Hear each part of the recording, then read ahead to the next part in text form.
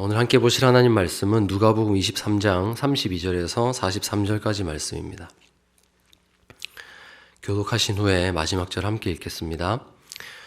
또 다른 두 행악자도 사형을 받게 되어 예수와 함께 끌려가니라. 해골이라 하는 곳에 이르러 거기서 예수를 십자가에 못 박고 두 행악자도 그렇게 하니 하나는 우편에 하나는 좌편에 있더라. 이 예수께서 이르시되 아버지 저들을 사하여 주옵소서.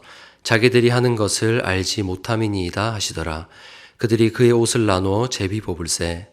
백성은 서서 구경하는데 관리들은 비웃어 이르되 저가 남을 구원하였으니 만일 하나님이 택하신 자 그리스도이면 자신도 구원할지어다 하고 군인들도 희롱하면서 나와 신 포도주를 주며 이르되 내가 만일 유대인의 왕이면 내가 너를 구원하라 하더라. 그의 위에 이는 유대인의 왕이라 쓴 패가 있더라. 달린 행악자 중 하나는 비방하여 이르되 내가 그리스도가 아니냐 너와 우리를 구원하라 하되 하나는 그 사람을 꾸짖어 이르되 내가 동일한 정죄를 받고서도 하나님을 두려워하지 아니하느냐 우리는 우리가 행한 일에 상당한 보응을 받는 것이니 이에 당연하거니와 이 사람이 행한 것은 옳지 않은 것이 없느니라 하고 이르되 예수여 당신의 나라에 임하실 때 나를 기억하소서 하니 예수께서 이르시되 내가 진실로 내게 이르노니 오늘 내가 나와 함께 낙원에 있으리라 하시니라. 아멘. 이 시간은 고난 중 감사라는 제목으로 하나님 말씀의 은혜를 나누고자 합니다. 여러분 고난 주간에 특별 새벽 기도회로 많은 은혜를 누리고 계시죠? 네, 주님의 은혜를 묵상하는 그 시간이 정말 주님께서 예비하신 은혜들을 주시는 시간 될 줄 믿습니다. 그래서 특별히 이 고난 주간에는 우리가 눈물 많이 흘리고 또 말랐던 눈물이 회복되고 회개가 회복되는 것 같습니다. 그 이유는 우리가 고난 당하신 주님을 사랑하기 때문입니다. 우리는 나의 죄를 짊어지고 고난을 당하시는 주님의 은혜를 알기 때문에 이 고난의 말씀을 읽을 때 함께 아픔을 느끼게 됩니다. 그러나 주님의 고난은 우리가 아픔을 느끼는 것만으로 끝나서는 안 됩니다. 북대서양 차가운 바다에서 서로 사랑하는 남녀가 물에 빠졌습니다. 옆에서는 사람들이 하나둘 저체온증으로 죽어가고 있고 남녀는 작은 뗏목에 의지해서 간신히 버티고 있습니다. 하지만 둘이 있기에는 이 뗏목이 불안해 보입니다. 그러자 남자가 스스로 바다에 뛰어듭니다. 그렇게 잠시 사랑을 속삭이다가 남자도 그렇게 깊은 바닷속으로 사라집니다. 기억나십니까? 이 영화 타이타닉의 거의 마지막 장면입니다. 여러분 이때 남자가 원하는 게 뭐였을까요? 내가 여기서 죽음으로 바다만 보면 이 여자의 가슴을 아프게 해야지 이랬을까요? 아닐 겁니다. 우리 남자분들은 아시겠죠? 너무 사랑하기 때문에 그저 살아만 주면 좋겠다라고 그 마음으로 바다에 뛰어들었을 겁니다. 감히 비교할 수 없지만 저는 주님께서 우리를 위해 고난당하실 때 자신의 몸을 찢으며 피를 흘리며 만들어내신 그 결과로 말미암아 우리가 이제 하나님 앞에 당당히 서서 행복한 삶을 살기를 바라셨다고 믿습니다. 성찬에 당당히 참여하는 그런 백성으로 살기를 원하셨을 겁니다. 그래서 우리가 주님의 고난에 동참하면서 고난 주간을 보내고 있는데 이때 절제하고 고난에 동참하면서 회개하는 여러분의 마음이 마침내는 주님께서 원하시는 감사에 이르기를 간절히 원합니다. 그래서 오늘 이 말씀을 통해서 우리는 예수님의 고난을 보면서 무엇을 감사해야 하는가 한번 생각해 보고자 합니다. 첫째는 아는 것에 감사해야 합니다. 한 해 부모님의 수감을 마주하는 아이들이 5만 4천 명이나 된다고 합니다. 19년도 조사인데 한 해 부모님이 이제 구속되는 그런 아픔을 겪는 아이들이 5만 4천 명이래요. 자, 부모님 중에 누가 이렇게 감옥에 가고 나면 이 아이들에게 어떤 일이 벌어질까요? 전과자의 자식이라는 꼬리표가 붙습니다. 친구들이 놀아주지도 않고요. 학원에라도 가면 그 학원에서 오지 말기를 바랍니다. 거부합니다. 친구들과 어울려 노는 걸 부모님이 보고 떼어놓습니다. 그런 일들이 정말 현실에서 일어나는 일입니다. 근데 이게 로마 시대에는 비교할 수 없었겠죠. 로마 시대의 십자가는요, 최고로 수치스러운 사형 제도였습니다. 거기에는 아무나 달릴 수가 없습니다. 보통 죄를 지어서는 십자가에 죽지 못합니다. 반역자와 노예의 형틀이 십자가입니다. 그렇기 때문에 십자가는 일단 세워졌다 하면 거기엔 동정이 없습니다. 웬만한 죄로 죽은 사람이 아니기 때문이죠. 지금 오늘 우리가 읽은 말씀에 이렇게 모두가 욕해야 마땅한 행악자라고 분류되는 세 사람이 달렸습니다. 여러분, 그런데 이 모습이 여러분 눈에는 어떻게 보이십니까? 그저 행악자의 모습입니까? 아니면 고난당하는 그리스도가 보이십니까? 고난당하는 그리스도가 보인다면, 여러분 그 사실을 안다면 그것이 기적입니다. 우리는 결코 볼 수 없는 것을 보고 있기 때문입니다. 요한복음 1장 5절은 말합니다. 빛이 어둠에 비치되 어둠이 깨닫지 못하더라. 죄로 모든 사람이 타락했고 온 세상이 어둠 가운데 있었다는 이 성경의 가르침을 우리가 진심으로 믿지 않고서는 생명에 다가갈 수 없습니다. 어제 새벽에 들은 말씀처럼 빛이신 예수님 앞에 섰을 때 우리 존재가 드러나는데 그때 우리의 모습은 캄캄한 어둠입니다. 그러므로 우리는 우리의 출발점을 잊지 말아야 합니다. 감사가 언제 우리 삶에서 사라지는 줄 아십니까? 이 출발점을 잊어버릴 때입니다. 내가 처음부터 주님을 알았다고 생각하는 순간, 내가 처음부터 이 십자가가 세워진 걸 볼 때 거기 달리신 분이 나의 구주란 걸 마치 알고 있었다고 착각하는 순간 감사는 사라집니다. 마치 내가 12 제자 중에 한 명이었던 것처럼 행동하게 되죠. 처음부터 나는 빛이었다라고 생각합니다. 그러다 보면 자연스럽게 지금 예수님을 조롱하고 박해하는 이 대중과 종교 지도자들에게서 자기 자신을 슬쩍 분리하게 됩니다. 객관화시킵니다. 그리고 이 성경을 읽을 때 저 나쁜 어둠의 무리들이 주님을 못 박았다고 씩씩거리면서 화를 내게 되는 것이죠. 그러나 사랑하는 여러분, 저는 감히 상상해 봅니다.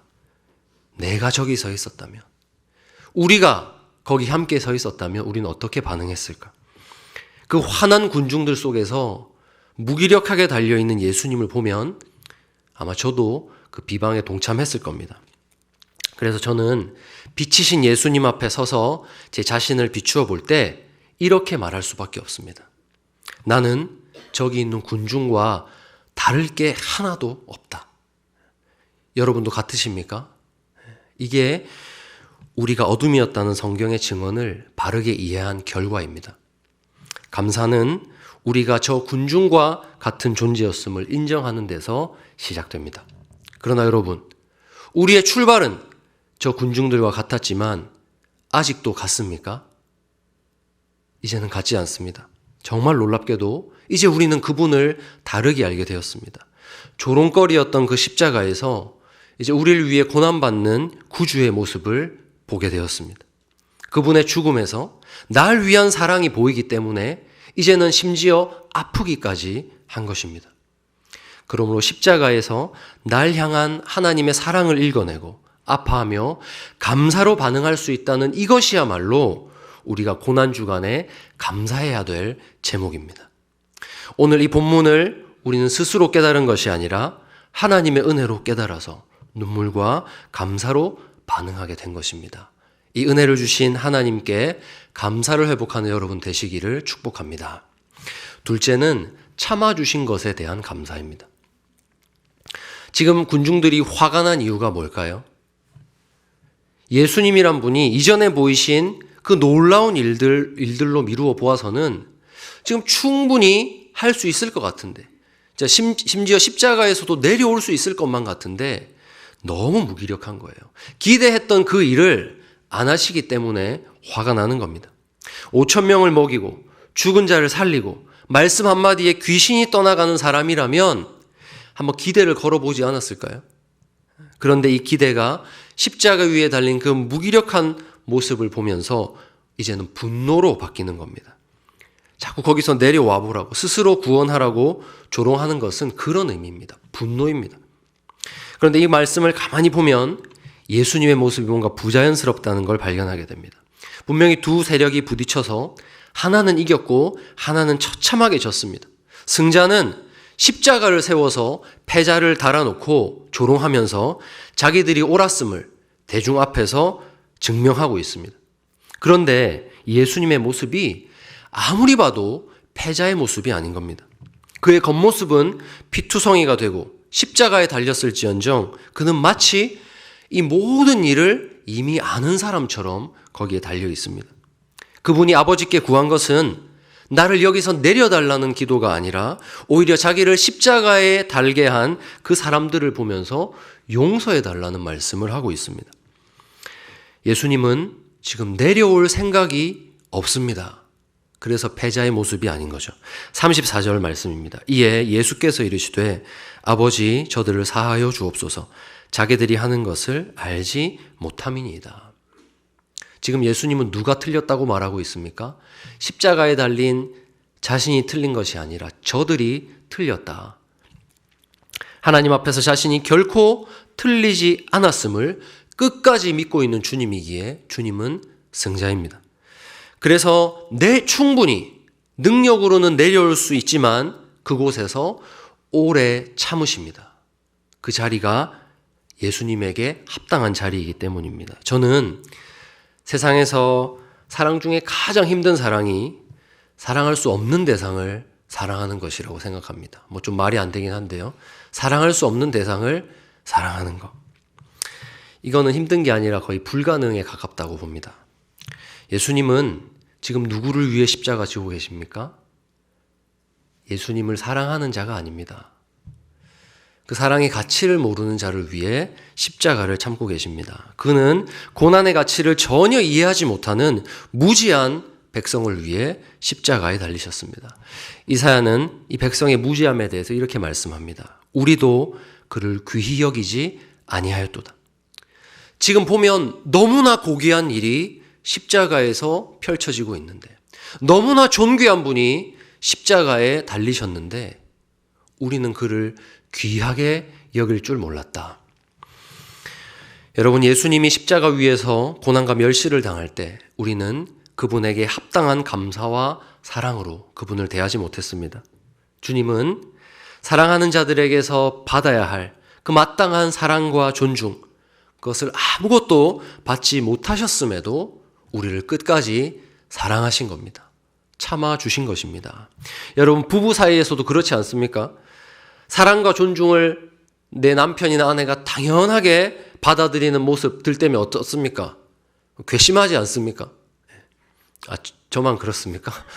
막 괘씸할 때가 있습니다. 열심히 막 주물러 줬는데 그냥 막 고맙다고 안 하고 잘 때 그런 거 있잖아요.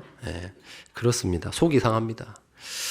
여러분, 죄인을 구원하는 이 구주의 죽음을 조롱하는 자들을 위해서 어찌 죽을 수가 있을까요? 그래서 우리는 이 주님의 참아주시는 사랑에 감사하게 됩니다. 고린도전서 13장에 보면 사랑에 대해서 말씀이 나옵니다. 근데 그 앞부분에 보시면 대단한 능력들이 나와요. 대단한 능력들. 사람의 방언과 천사의 말, 그리고 예언과 모든 비밀을 아는 지식, 산을 옮길 만한 믿음, 심지어 자신의 몸을 불사르게 내어주는 이 모습까지도요. 사랑이 없으면 아무것도 아니다 이렇게 말합니다. 이 대단한 것들을 아무것도 아니다 말해놓고 그 다음에 진짜 사랑에 대해서 뭐라고 말씀하십니까? 오래 참는 것. 여러분, 우리 중에 누가 오래 인내하고 참는 것을 대단하다, 귀하다 여깁니까? 사실 그렇게 쉽게 발견되는 것도 아니고 대단하다 여기는 것도 아닙니다. 그런데 오래 참는 이것이야말로 대단한 사랑이라고 성경은 말합니다. 십자가의 가치를 모르는 자를 향해서 오래 참으신 이 예수님이야말로 진정 우리를 사랑하신 분입니다. 그래서 영어 성경에 보면 Love is patient라고 딱 나와 있습니다. 여러 번역본에서 이렇게 번역합니다. 이것이 십자가 위에서 나타났다는 거예요. 예수님은 십자가 위에서 그 사랑을 정말로 완성하기 위해서 오래 참음이라는 못으로 자신의 손을 스스로 못 박았기 때문에 충분히 내려올 수 있는 자리이지만 절대로 내려오지 않으신 겁니다. 우리의 구원이 우리의 선택이나 계획이나 변덕에 의해서 좌우되었다면 수도 없이 우리의 구원은 취소되었을 것입니다.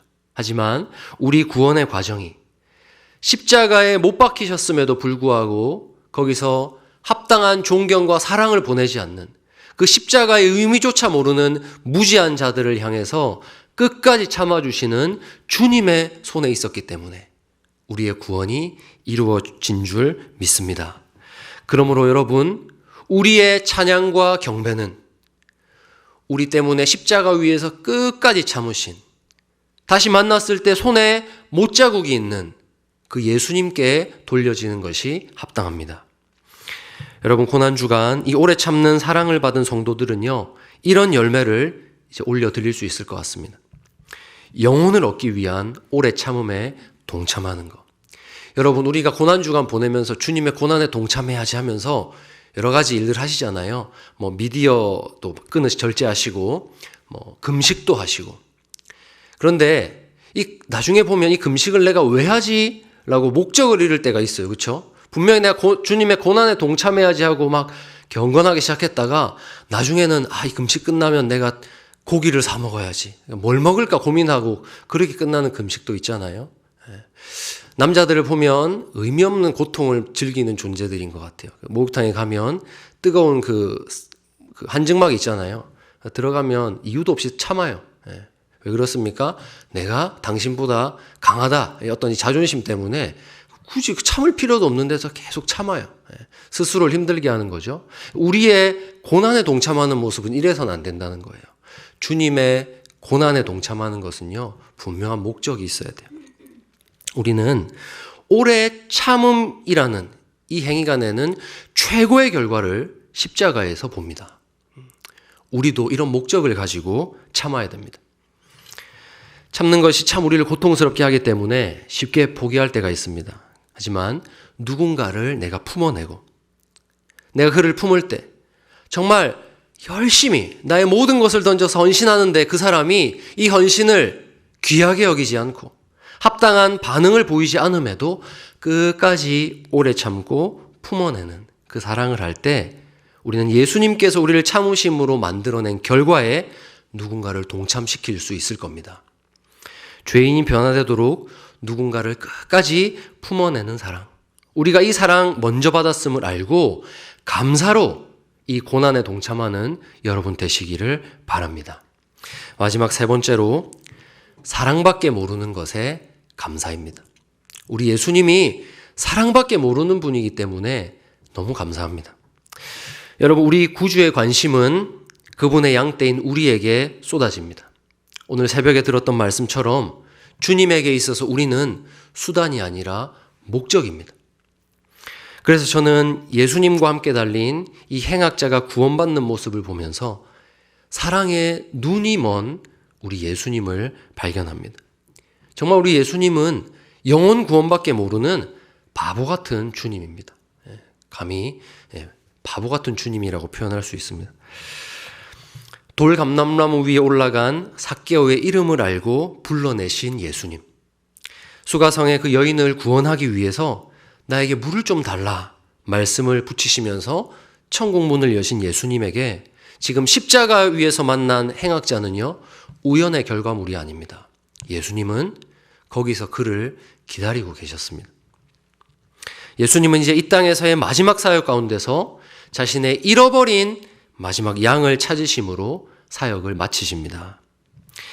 그때 구원받은 분은 잃어버린 양들의 롤 모델로 제시되는 분인데 이름이 안 나와서 저는 행악자 2라고 부릅니다. 왜 이분이 잃어버린 양들의 롤 모델일까요? 이분을 부러워하는 분들이 있어요. 왜 그럴까요? 자기 마음대로 살다가 마지막에 예수님 만나가지고 믿습니다 해가지고 구원받았잖아요. 여긴 안 계신가 보네요. 이분을 부러워하는 분들이 종종 있거든요. 와, 진짜 부럽다. 자기 마음대로, 제멋대로 살고 마지막에 구원받으면 이거 괜찮은 거 아니냐 이렇게 생각하는 분들이 있어요. 여러분 아무도 안 믿으시겠지만 있어요. 여러분 그래서 혹자는 이걸 부끄러운 구원이라고 말하기도 해요. 저렇게 구원받으면 안 된다. 저렇게 되지 말자 이렇게 하기도 하고요. 그런데 저는 여기서 행악자가 보이는 게 아니라 사랑의 눈이 먼 예수님이 보입니다. 십자가에서 손발이 결박된 상태에서 서서히 죽어가는 그 극심한 고통 속에서도 예수님은 그를 기다리고 계셨던 거예요. 그가 이 고백하기를 기다리고 계셨던 겁니다. 지금 이 행악자 2의 상황은 뭡니까? 이제 삶이 얼마 안 남았어요. 서서히 이제 의식이 희미해져 옵니다. 비유하자면 이런 거예요. 이제 지옥문을 똑똑 노크를 하면서 이제 저 들어갈게요 하는 거예요. 그 순간에 예수님이 자기 잃어버린 양을 낚아채서 구원하신 겁니다. 그래서 저는 성경을 아무리 봐도요, 잃어버린 양이라고, 마지막 100번째로 문 닫고 들어오는 양이라고 하나님이 그를 멸시하거나 부끄럽게 하신다는 내용을 읽어본 적이 없어요. 이 행악자가 돌아올 때도 아마 마찬가지일 겁니다. 하나님은 똑같이 잔치를 벌이시면서 죽기 직전이라도 예수님을 만나 회개하는 그 영혼을 전혀 부끄럽지 않게 하시고 환대하며 맞아들이셨을 겁니다. 여러분, 더 감사한 걸 볼까요? 여러분이 잠시 행악자 2가 한번 되어보십시오. 그럼 우리 주님이 얼마나 자기 양을 사랑하는 분인지를 깨닫게 됩니다. 피 흘리는 십자가에서 구주를 보게 하신 은혜가 여기서 나타나기 때문입니다. 지금 행악자 2의 상황은 미치지 않고서야 신앙 고백을 할 수 없는 상황입니다. 그가 만약에 오병이어 사건의 현장에 있었다면, 그가 나사로가 살아나는 현장에 있었다면 이해가 됩니다. 아, 이분이 그리스도시구나 알아볼 여지가 있어요. 그는 사역 초창기에 놀라운 기적을 일으키시면서 복음 전하시던 그 주님을 보고 있는 게 아닙니다. 얼굴은 피투성이가 되었고 곳곳에 사람들이 조롱하면서 침뱉은 그 흔적이 있고 퉁퉁 부은 얼굴과 살점이 떨어져 나간 몸에 면류관을 쓰신 그 예수님이 보입니다. 게다가 지금 눈앞에는 막 소리가 웅성웅성 들려요. 수많은 사람들이 그 십자가에 달린 자신과 예수님을 보면서 조롱하고 있는 거예요. 당시에 십자가는 우리가 생각하는 것만큼 높이 달려있지 않았기 때문에 눈높이에서 다 보여요. 다 들려요. 그렇게 수치스럽고, 아, 이제 정말 내가 행악자로서 심판을 받아서 부끄러운 자리에 섰구나라고 느낄 수밖에 없는 그 자리에 지금 서 있습니다. 그런데 옆에 누가 있어요? 자기랑 똑같이 힘없이 달린 예수님이 있었는데, 그런데 그분을 구주로 알아봤다는 겁니다. 이게 말도 안 되는 주님의 은혜입니다. 설명할 수 없는 은혜입니다. 그러므로 제 눈에는 땡 잡은 행악자, 이게 보이는 게 아니라 십자가 위에서도 자기 백성을 구해내시는 사랑의 눈이 먼 예수님이 보입니다. 행악자는 십자가 위에서 이렇게 그분께 기도합니다. 이스라엘이 언제나 여호와 하나님께 구하던 그 기도대로, 예수여, 당신의 나라에 임하실 때 나를 기억하소서. 나를 기억해 달라는 기도. 이것은 이스라엘 백성과 하나님 사이에 주고받는 신앙 고백입니다. 하나님이 기억하시는 것은 언제나 자기 백성 이스라엘 뿐입니다. 그런데 지금 이 강도는 바로 그 기도, 유대인들이 하나님에게만 드리는 그 기도를 지금 피투성이가 돼서 죽어가는 그 예수님에게 하고 있는 겁니다. 그때 주님이 말씀하십니다.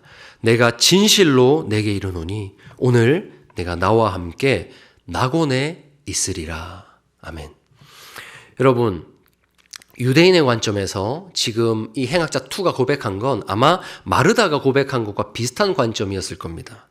요한복음 11장에 보시면 마르다가 이제 나사로가 죽고 나서 예수님과 대화를 하게 됩니다. 예수님, 저희 오라버니가 살아날 걸 믿어요 고백하는 내용인데요. 예수께서 이르시되 내 오라비가 다시 살아나리라. 마르다가 이르되 마지막 날 부활 때에는 다시 살아날 줄을 내가 아나이다. 그러니까 언제 살아난다고 믿어요? 먼 미래의 시점에, 먼 미래의 언젠가 그렇게 될 걸 믿어요. 알 수 없는 어느 날 이렇게 마르다는 보고 있었는데, 아마 이 죽어가는 행악자도 이 비슷한 관점으로 예수님에게 말을 했을 거예요. 그런데 보십시오. 예수님은요, 그때가 아닌 거예요. 오늘, 지금 바로 네가 나와 함께 낙원으로 가자 말씀하십니다.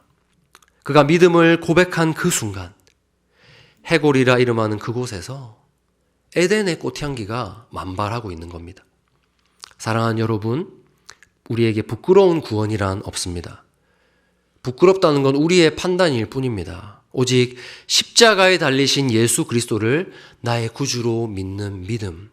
이것이 인생의 어느 시점에 고백되든지 간에, 내가 어떤 자리에서 이 믿음을 고백하든지 간에 그곳에는 에덴의 꽃향기가 피어나는 것입니다. 우리 주님이 이런 분이어서 얼마나 감사한지 모릅니다. 특히 임종을 앞두고 복음을 받는 분들, 평생 다른 종교를 믿다가 마지막에 돌아오는 분들, 여러분 그런 분들이 결코 부끄러운 것이 아닙니다. 주님은 마땅히 찾아야 될 자기의 백성을 주님의 시간에 건져내시는 겁니다. 세상에 부끄러운 구원, 작은 믿음이란 없습니다. 예수님은 십자가 위에서도 자기 백성을 구해내는 분이기 때문입니다. 그러므로 강도는 자신을 기억해달라는 이 한마디로 지옥 문 앞에서 구원받는 놀라운 은혜를 입은 것입니다. 이제 말씀을 맺겠습니다. 여러분, 성경은 너무 정직해서 우리 구주의 십자가를 포장하지 않습니다. 특별히 이 누가는 이 부분에 있어서 정말 사실적으로 역사를 기록합니다. 부끄러운 역사를 그대로 드러냅니다. 그리고 우리 눈앞에 예수님을 똑똑히 보여주면서 당신에게는 이 예수가 어떻게 보이는지를 묻습니다. 어둠이라면 조롱하고 가치 없이 여길 수밖에 없는 이 해골이란 곳에서 일어난 일을 내어놓고 어떻게 보이는지를 묻습니다.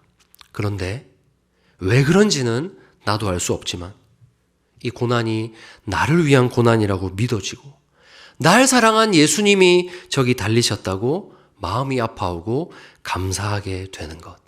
여러분, 이것은 주님께서 우리 인생의 어느 시점에 우리를 지옥 문 앞에서 건져내셔서 은혜 주신 결과입니다. 하나님이 나를 찾아내시고 기억하셨다는 증거입니다. 오늘 주님의 고난에 동참하는 여러분, 우리가 모인 이곳에 오늘 낙원의 꽃향기가 불어오고 있습니다. 이제 주님을 아는 우리는 주님의 고난을 묵상할 때 이 꽃향기를 맡으면서 감사로 나아가야 할 줄 믿습니다. 이제는 옛날 저 군중들처럼 예수님을 조롱하는 것이 아니라 내가 정말로 사랑하는 분께 드려야 될 합당한 존귀와 영광으로 그분을 대해야 할 것입니다. 남은 고난주간을 보내실 때 주님의 고난을 묵상할 때마다 이 감사가 넘쳐나는 복된 여러분 되시기를 주님의 이름으로 축원합니다. 이 시간 함께 우리 찬양하며 기도하겠습니다. 오직 주의 은혜로 우리 함께 찬양할 때 우리가 고난받으신 주님을 기억합니다 고백하면 좋겠습니다.